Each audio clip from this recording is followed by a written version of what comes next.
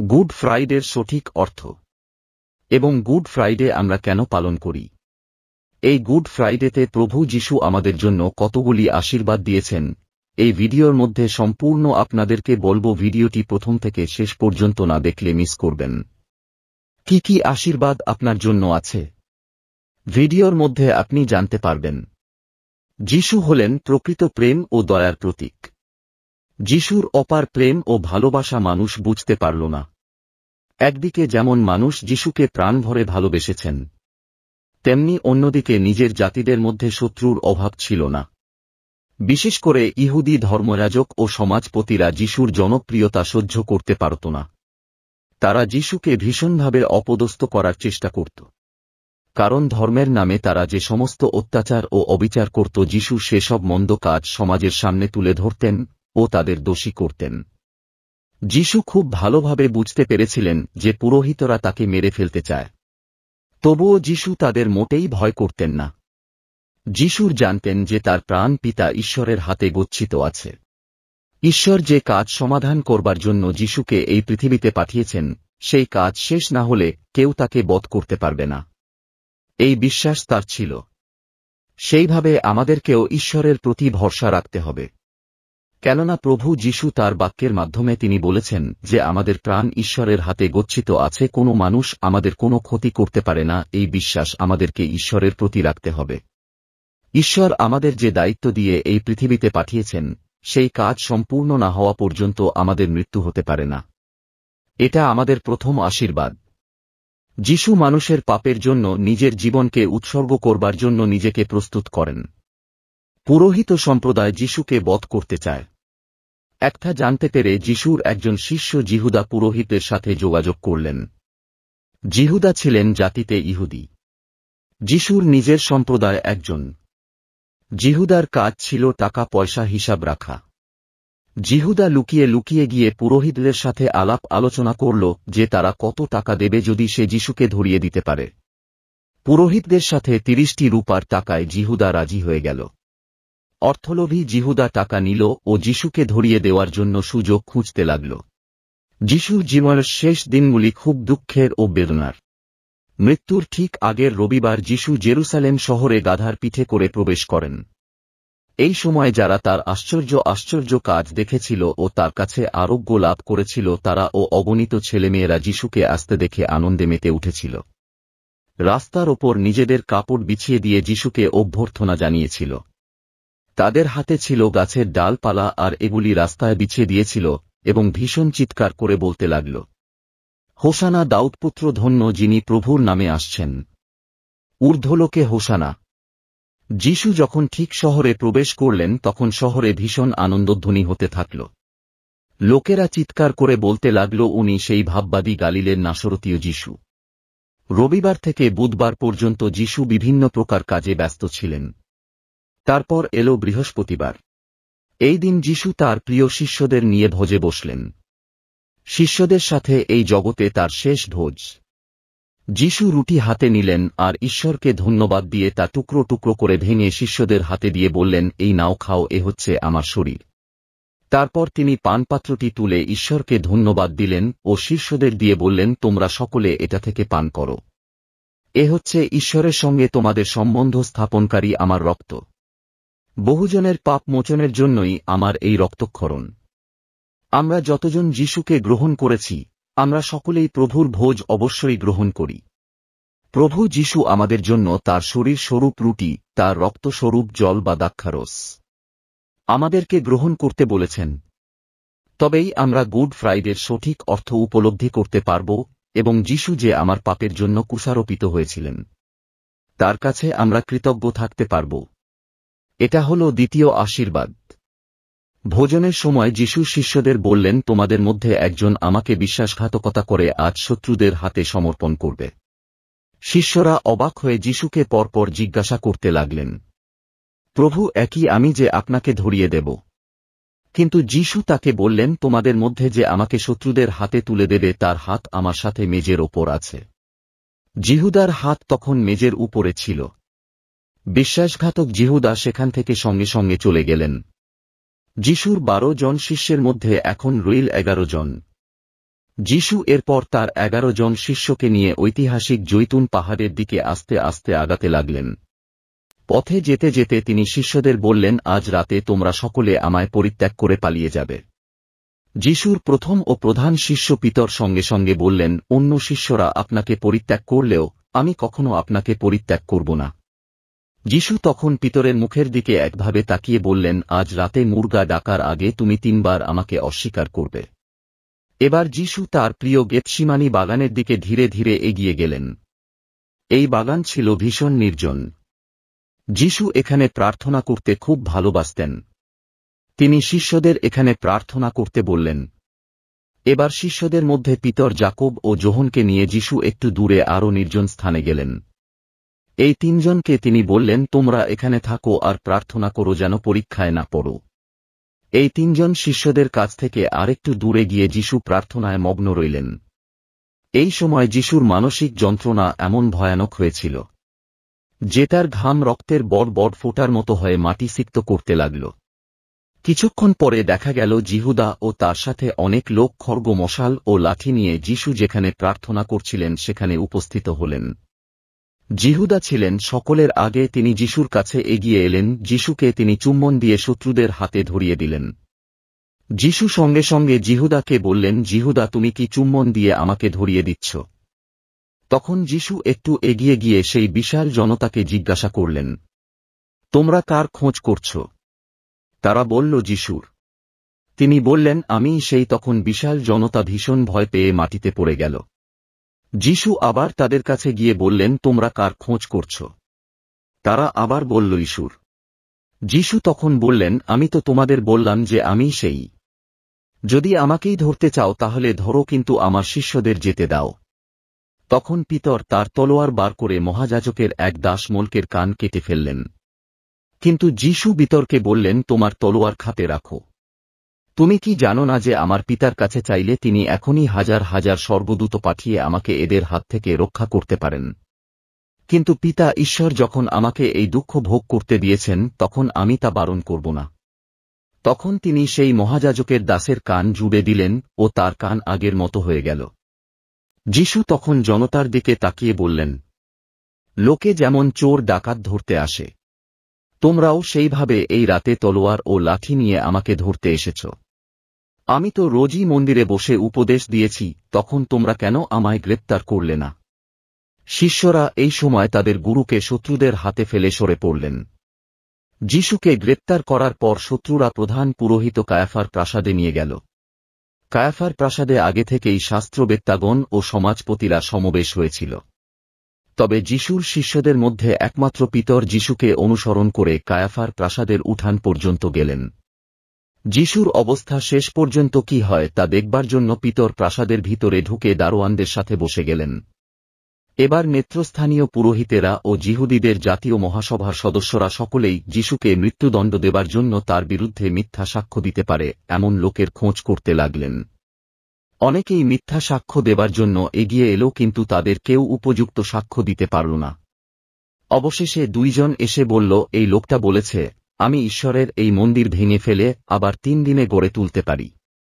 এই সময় প্রধান পুরোহিত উঠে দাঁড়িয়ে যিশুকে বললেন, তোমার বিরুদ্ধে এরা যে অভিযোগ করছে সে সম্পর্কে তোমার কি কিছু বলার আছে? যিশু কোনো উত্তর দিলেন না। এরপর প্রধান পুরোহিত আবার তাকে জিজ্ঞাসা করলেন, জীবন্ত ঈশ্বরের দিব্য দিয়া আমি তোমাকে বলছি, সত্যি করে বলো, তুমি কি সেই খ্রিস্ট, ঈশ্বরের পুত্র? যিশু উত্তর দিলেন যে তুমি তা বলছ। একটা শুনে প্রধান পুরোহিত নিজের পোশাক ছিঁড়ে ফেলে বললেন, এই লোকটা নিজেই ঈশ্বর নিন্দা করছে, এর আবার সাক্ষ্যের কি প্রয়োজন? তখন মহাসভার সদস্যরা একসাথে বলে উঠলেন যে এর মৃত্যুদণ্ড হওয়া উচিত। তারা এই সময় নির্দোষ নিষ্কলঙ্ক যিশুকে চড় মেরে মুখে থুতু দিল। যিশু নীরব হয়ে রইলেন। একটা কথাও বললেন না, বরং অকাতরে সব সহ্য করলেন। পিতর এই সময় বাইরে উঠোনে বসেছিলেন। বাড়ির একজন দাসী তার কাছে এসে বলল, তুমি ওই গালিলের যিশুর সঙ্গে ছিলে। পিতর এক কথায় অস্বীকার করলেন। তারপর একজন দাসী পিতরকে দেখে আশেপাশের লোকদের বলল, এই লোকটা নাসরথের যিশুর সাথে ছিল। পিতর যিশুকে অস্বীকার করে বললেন তিনি তাকে চেনেন না। কিছুক্ষণ পরে সেখানে যারা দাঁড়িয়েছিল তারা এসে পিতর বলল, তুমি নিশ্চয়ই ওদের দলের একজন। তোমার কথা বলার ধরনেই তা বোঝা যাচ্ছে। পিতর তখন নিজেকে দিব্য দিয়ে বললেন, আমি সেই লোককে চিনি না। পিতরের উত্তর দেওয়ার সঙ্গে সঙ্গে মুর্গা ডেকে উঠল। সঙ্গে সঙ্গে পিতরের যিশুর কথা মনে পড়ল ও মনে মনে বললেন যে আজই রাতে যিশু তাকে বলেছিলেন যে প্রথম মুর্গা ডাকার আগে তিনি যিশুকে 3 বার অস্বীকার করবেন। আর থাকতে না পেরে পিতর সেখান থেকে বার হয়ে এলেন ও ভীষণ আর্তনাদ করে কাঁদতে লাগলেন। যিশুর জীবনের চরম সময়ে এগিয়ে আসতে লাগল। পরের দিনটি ছিল শুক্রবার। ভোর হওয়ার সঙ্গে সঙ্গে প্রধান পুরোহিত বর্গ সমাজপতি শাস্ত্রবেত্তাগণ একত্র হলেন। তারা পরামর্শ করে যিশুকে বেঁধে পিলাতের কাছে নিয়ে গেলেন। পিলাত ছিলেন দেশাধ্যক্ষ প্রধান বিচারক। বিচার চলাকালীন পিলাত যিশুকে জিজ্ঞাসা করলেন, তুমি কি ইহুদিদের রাজা? যিশু উত্তর দিয়ে বললেন যে সে কথা তো আপনি বললেন। পুরোহিত সম্প্রদায় যিশুর বিরুদ্ধে অনেক দোষারোপ করলেন। এবার পিলাত যিশুর কাছে এগিয়ে এসে বললেন, তোমার কি কিছুই বলার নেই? দেখো এরা তোমার বিরুদ্ধে অভিযোগ করছে। যিশু কোনো উত্তর দিলেন না। এতে পিলাত ভীষণ অবাক হয়ে গেলেন। এই সময় ইহুদিদের একটা বড় পর্ব চলছিল এবং এই পর্বের সময় জনতার চাহিদা অনুযায়ী পিলাত একজন বন্দীকে মুক্তি দিতে পারতেন। পিলাত জনতার কাছে জানতে চাইলেন তারা এই সময় কোনো বড় আসামির মুক্তি চায়। ঠিক এই সময় বারাব্বা নামে একজন বিদ্রোহী কারাগারে বন্দী ছিল। রাষ্ট্রদ্রোহের সময় সে নরহত্যা করেছিল। বিচারে পিলাত যিশুর কোনো দোষী পায়নি। পিলাতের ইচ্ছা ছিল যিশুকে মুক্তি দেওয়ার, কিন্তু যিশুর পরিবর্তে বারাব্বাকে মুক্তি দেওয়া হয়। সেজন্য প্রধান পুরোহিতগণ জনগণকে উস্কানি দিতে লাগল। পিলাত ভালোভাবেই বুঝতে পেরেছিলেন যে শত্রুতাবশত প্রধান পুরোহিত ও তার সম্প্রদায় যিশুকে তার কাছে সমর্পণ করেছেন। পিলাত জনতার সামনে এলেন ও জিজ্ঞাসা করলেন, তাহলে তোমরা যাকে ইহুদিদের রাজা বলো তার সম্পর্কে আমি কি করব? জনতা ভীষণ চিৎকার করে বলে উঠল, ওকে ক্রুশে দাও। পিলাত তাদের জিজ্ঞাসা করলেন, কেন, তার কি অপরাধ যার ফলে তাকে ক্রুশে দেয়া হবে? কিন্তু জনতা আরও বেশি চিৎকার করে বলতে লাগল, ওকে ক্রুশে বিদ্ধ করো। পিলাত দেখলেন তার সব চেষ্টা বিফল। তখন জল নিয়ে লোকেদের সামনে নিজের হাত ধুয়ে বললেন, এই ধার্মিক ব্যক্তির রক্তপাতের জন্য আমি দায়ী নই। তোমরাই তা বুঝবে। জনতাকে সন্তুষ্ট করবার জন্য পিলাত বারাব্বাকে মুক্তি দিলেন। যিশুকে ক্রুশে দেওয়ার জন্য জনতার হাতে তুলে দিলেন। এরপর সৈন্যরা যিশুকে নিয়ে গেল প্রাসাদের মধ্যে এক উঠানে। তারা যিশুকে বেগুনি রঙের পোশাক পরালো আর মাথায় পরিয়ে দিল কাটার মুকুট। যিশুকে নিয়ে তারা নানা প্রকার ঠাট্টা ও বিদ্রূপ করতে লাগল। ঠাট্টা করে যিশুকে বলতে লাগল, ইহুদিদের রাজা নমস্কার। একটা বড় নল দিয়ে যিশুর মাথায় আঘাত করল, গায়ে থুতু দিল। নানা প্রকার ব্যঙ্গ বিদ্রূপের পালা শেষ হলে তারা তার গা থেকে এবার বেগুনি পোশাক খুলে দিয়ে নিজের পোশাক পরিয়ে দিল। তারপর যিশুকে নিয়ে বিরাট জনতা চলল তাকে ক্রুশে বিদ্ধ করতে। এই যুগে চরম কষ্টদায়ক মৃত্যু ছিল ক্রুশবিদ্ধ করে মারা। জনতা যিশুকে প্রাসাদের বাইরে নিয়ে এল। যে ক্রুশ কাঠের যিশুকে বিদ্ধ করা হবে সেই ক্রুশ নিয়ে যিশু শুক্রবার দুপুরের ভয়ানক রোদের মধ্যে একবার পরে একবার উঠে বয়ে নিয়ে চললেন ঐতিহাসিক বৌদ্ধভূমির দিকে, অর্থাৎ কালভেরি পাহাড়ে। যিশু ভীষণ ক্লান্ত, অবসন্ন, কোনো কিছু খাবার গ্রহণ করার কোনো সুযোগ তার ভাগ্যে জোটেনি। তাই তিনি ছিলেন ভীষণ ক্ষুধার্ত। যে ক্রুশ যিশু একদিন বয়ে নিয়ে গিয়েছিলেন ও যে ক্রুশ তাকে টাঙ্গানো হয়েছিল সেই ক্রুশ পরবর্তীকালে সারা বিশ্বে যিশুর অনুগামীদের গভীর ভক্তি ও বিশ্বাসের প্রতীক হয়ে রইল। যিশু চলেছেন কালভেরি পাহাড়ের দিকে ক্রুশ কাঁধে করে। তার সাথে চলেছেন আরও 2 জন ডাকাত ক্রুশ কাঁধে করে। এই 3 জনের গলায় ঝুলছে 3টি সাদা কাগজ, আর এই কাগজে কালো কিংবা লাল অক্ষরে লেখা আছে মৃত্যুদণ্ডের কারণ। যিশুর পত্রে লেখা আছে পিলাতের নির্দেশ অনুসারে ইহুদিদের রাজা নাসরাতের যিশু। দুপুর হওয়ার আগেই পর্ব উপলক্ষ আগত তীর্থযাত্রীদের ভিড় বেড়ে উঠল। পুরানো শহরের মধ্যে দিয়ে এই 3 অপরাধী চলেছেন। বিরাট জনতা চলেছে এই 3 জনের পিছনে পিছনে।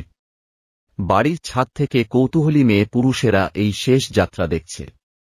ছোট ছোট ছেলে মেয়েরা পাথর ছুঁড়ে মারছে এই 3 অপরাধীকে।